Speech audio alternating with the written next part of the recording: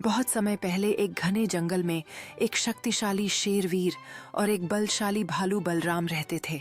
शेर को अपनी ताकत पर बहुत गर्व था और वह खुद को जंगल का राजा मानता था। दूसरी ओर भालू भी अपनी शक्ति और बुद्धिमानी के लिए जाना जाता था। एक दिन जंगल के जानवरों में यह बहस छिड़ गई कि असली राजा कौन है। शेर या भालू, हाथी, हिरण, बंदर और लोमड़ी सब अपने अपने तर्क देने लगे।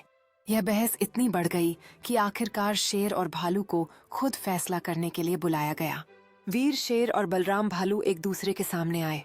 शेर गरजते हुए बोला, मैं इस जंगल का राजा हूँ, मेरी दहाड़ से ही सब कांप जाते हैं। भालू ने शांत स्वर में जवाब दिया, राजा वह नहीं होता जो सिर्फ डर फैलाए, बल्कि वह होता है जो सबकी रक्षा करे और न्याय करे। इस पर जंगल के सबसे बुजुर्ग हाथी गजेंद्र ने कहा, तुम दोनों अपनी अपनी ताकत और बुद्धिमानी साबित करो। 3 परीक्षाएं ली जाएंगी और जो जीतेगा वही जंगल का सच्चा राजा होगा।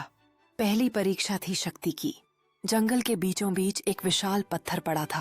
परीक्षा यह थी कि जो इसे सबसे दूर फेंकेगा वह विजेता होगा। शेर ने अपनी पूरी ताकत लगाकर पत्थर को उठाया और जोर से उछाल दिया। पत्थर दूर जा गिरा और सभी जानवर शेर की ताकत देखकर हैरान रह गए।